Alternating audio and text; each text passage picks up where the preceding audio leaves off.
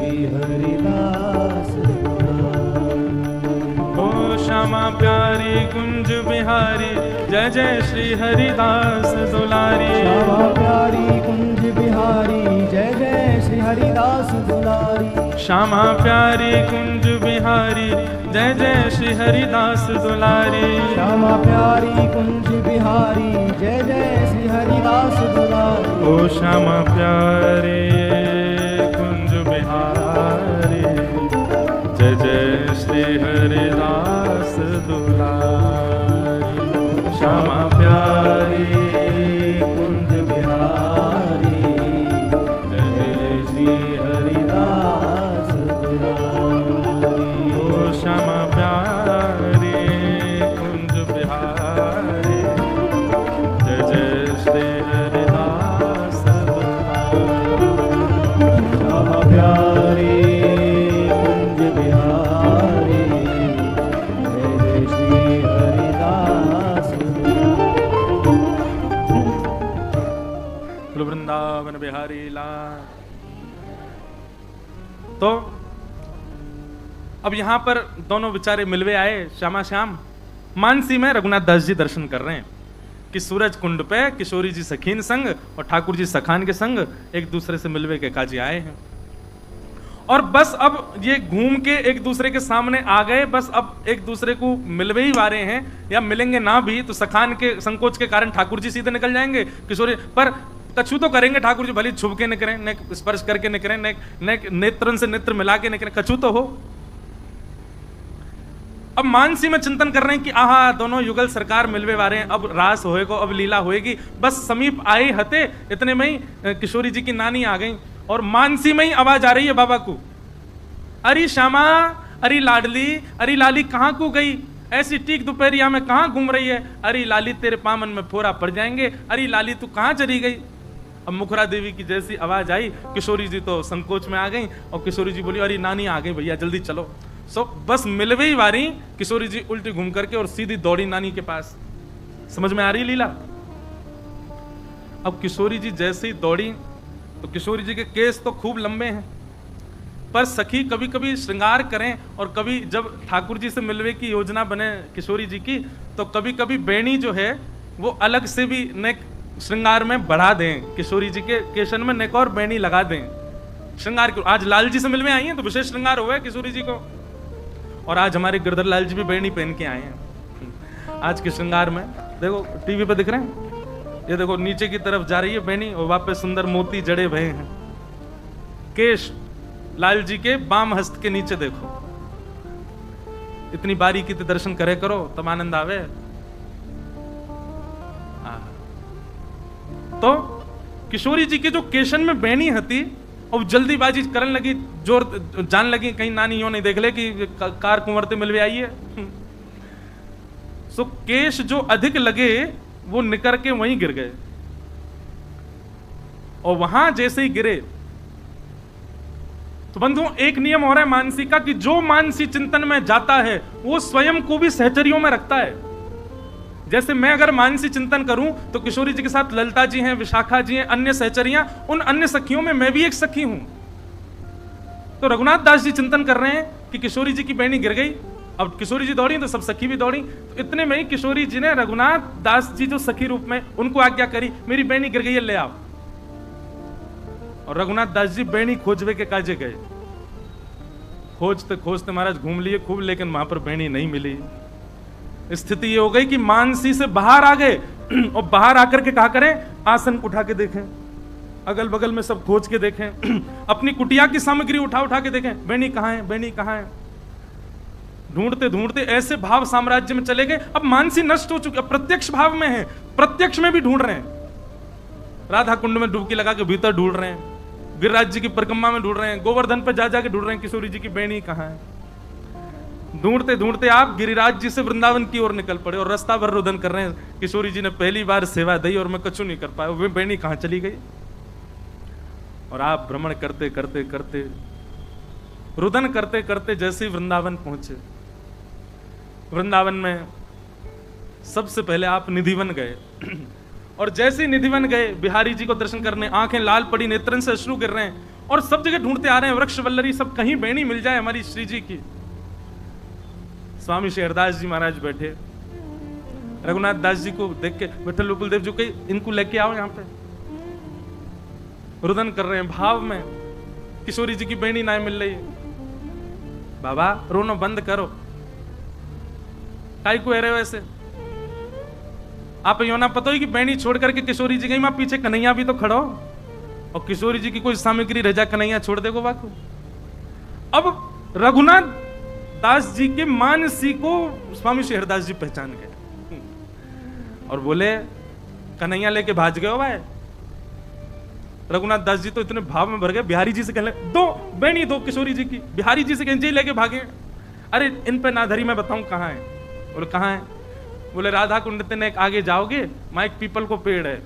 हाँ भाई, पीपल के पेड़ के नीचे बहुत सारे भौरा घूम रहे होंगे। वो भौरा कोई और ना, जो कन्हैया ही है। और वो भौरा जहाँ पे घूम रहे होंगे नीचे पुष्प अंकित, वो जो बेणी है वही श्री किशोरी जी की बेणी है, जाओ ले लो। रघुनाथ दास जी मानसी तो वर्षों से कर रहे थे, पर मानसी की प्रसादी स्वामी शेरदास जी की कृपा से वो वेणी प्राप्त हुई उनको। स्वामी जी ने बताई जाओ जाके वहां देखो पीपल वृक्ष के नीचे भौरा डोल रहे होंगे, वही नीचे बेणी है, वही किशोरी जी की बेणी, भौरा कोई और नहीं है, कन्हैया ही प्रणाम कर लिया उनको। रघुनाथ दास जी गए गिरिराज जी, और गोवर्धन में जाकर के राधा कुंड के पास पीपल वृक्ष के नीचे जाके देखो भौरा मंडरा रहे। जैसे रघुनाथ जी गए तो भौरा तो वहां से प्रस्थान कर गए, नीचे देखो तो किशोरी जी की प्रत्यक्ष वेणी उनको प्राप्त हुई। कितने जीवों की मानसी की सेवा को प्रत्यक्ष प्रसाद दिला दिया स्वामी शेरदास जी महाराज। विठल विपुल देव जी को करुआ दिला दिया निकुंज से, रघुनाथ दास जी को मानसी में जाकर के उनकी मानसी की लीला को पूर्ण करा दिया। जाओ किशोरी जी को दे दियो, तो मानसी में जाकर के आपने किशोरी जी को प्रस्तुत किया, तो किशोरी जी ने वही बेणी श्री रघुनाथ दास जी की गूंथ दी। बोले अभी आपकी है, आप ही रखो, तो सदा वही को अपने पास रखे। ऐसे स्वामी शेरदास जी महाराज कृपा करी, सब रसिक आनंद में है। अब तो महाराज ऐसी स्थिति आ जाए कि भजन साधन में कोई को संशय हुआ तो वो स्वामी जी के पास ही जामे पूछवे के काज, स्वामी जी निराकरण करें।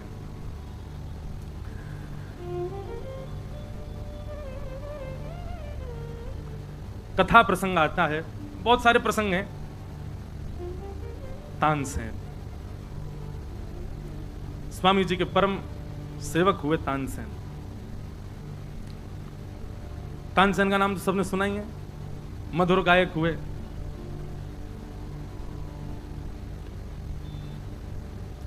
तानसेन को राग दीपक सिद्ध था, और वो जैसे ही राग दीपक गाते थे, उनके दीपक राग को सुनते ही दीप जो थे वो प्रज्वलित हो जाते थे।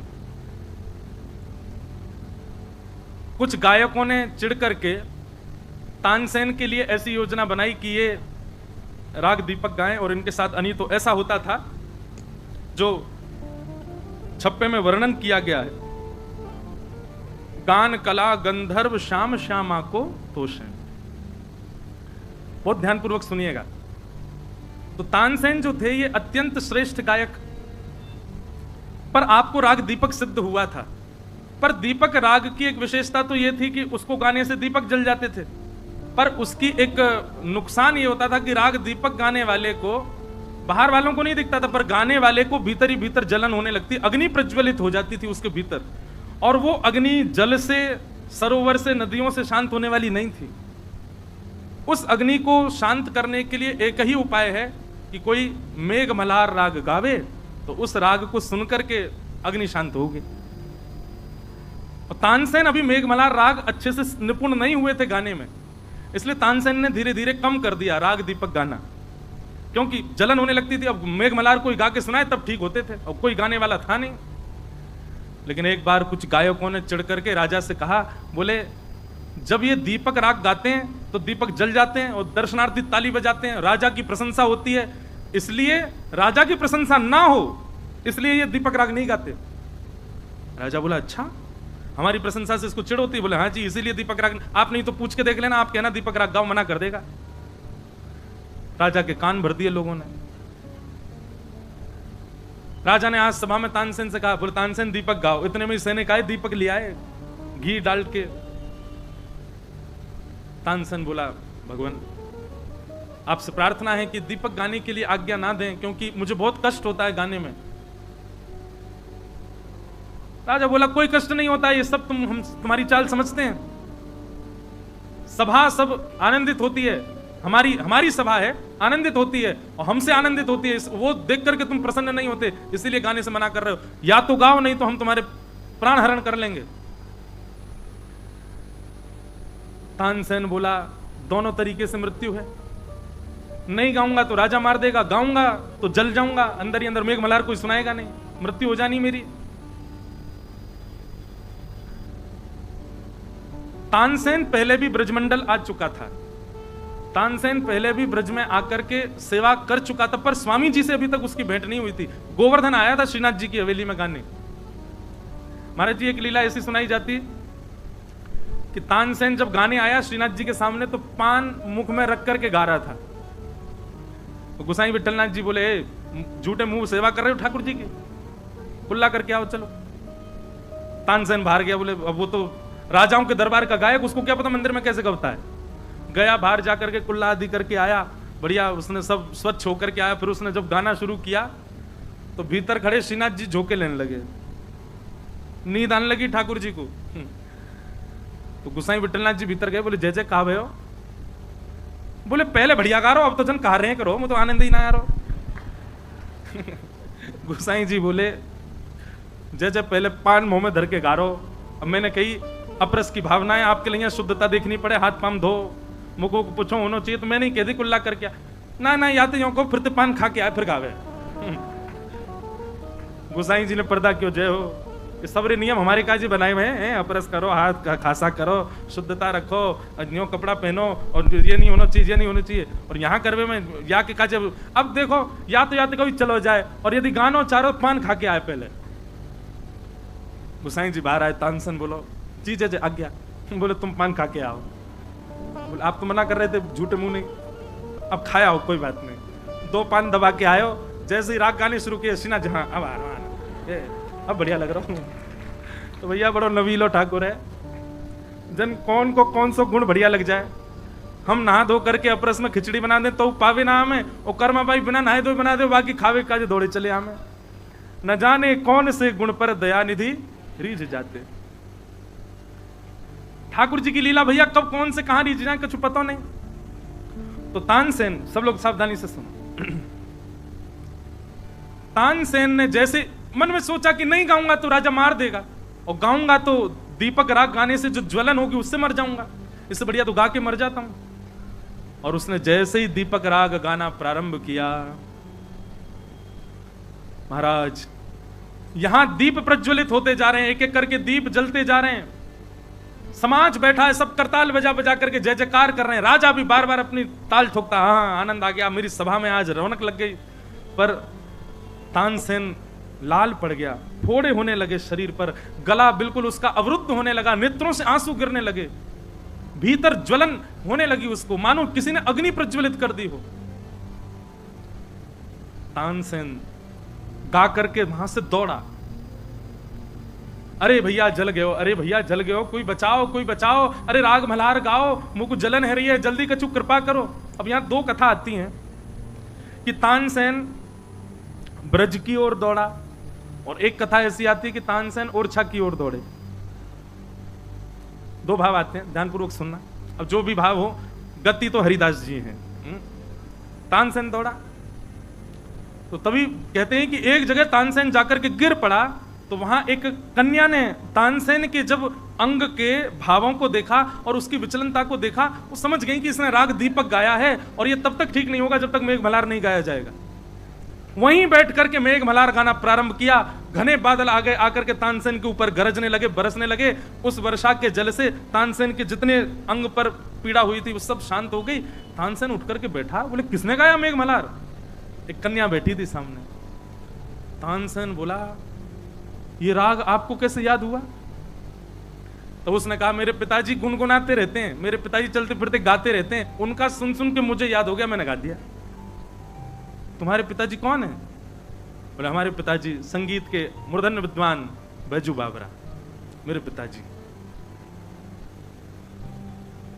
बोले मुझे अपने पिताजी से मिलवाओ, मुझे सीखना है। और उन्होंने किससे सीखा संगीत? बोले उनके गुरु की तो बात ही मत करो, उनके गुरु की मत पूछो। बोले कौन है? बोले श्री वृंदावन में जिन्होंने कुंज बिहारी लाल जी को प्रकट करके विराजमान किया, ऐसे अनन्य रसिक नृपति स्वामी श्री हरदास जी महाराज, हमारे पिताजी के गुरु जी। तानसेन ने जैसे ही स्वामी श्री हरदास जी का नाम सुना, बोले अब बैजू बाबरा के पास क्या जाएं, सीधे उनके गुरु जी के से जाके सीखेंगे। इतनी सुंदर लीला है तानसेन की स्वामी जी के साथ में। आज महाराज जी एक तानसेन का पद भी गाऊंगा मैं, अष्ट छाप के गाए, सरस माधुरी जी के गाए, रसिकन के गाए, आज एक तानसेन का पद सुनाएंगे जो स्वामी जी की कृपा से उसको दृष्टि प्राप्त हुई। तानसेन के पद भी ताल में नहीं गप पाएंगे, लेकिन फिर भी मैं प्रयास करूंगा गाने का।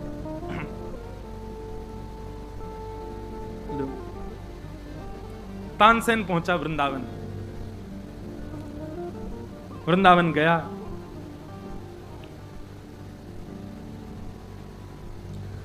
सामने जाकर के स्वामी श्री हरदास जी महाराज को प्रणाम किया और प्रणाम करके उसने अपना परिचय प्रदान किया। बोले भगवान मैं तानसेन हूं, गायन की सेवा करता हूं दरबारों में, राजाओं के यहां। अपनी पूरी घटनाक्रम बताई और कहा कि मैं आपसे संगीत सीखने के लिए आया हूं, संगीत विद्या सीखने के लिए आया हूं। स्वामी श्री हरदास जी महाराज बोले लोक रंजन करवे वारे दुनिया के बादशाह को रिझावे और तो मैं सिखाऊं, फिर तू जाके उन बादशाह की खवासी करे।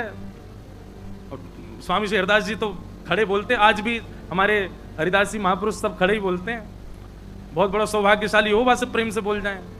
अच्छा एक बात है, जहां से प्रेम से बोल जाए वहां सौभाग्यशाली है ही नहीं। जहां में पढ़े महाराज दो चार डंडा समझो कि हाँ लकुटी पड़े स्वामी जी हरदास जी की है ना, ऐसी एक आध पड़ जाए समझो हाँ कृपा है गई।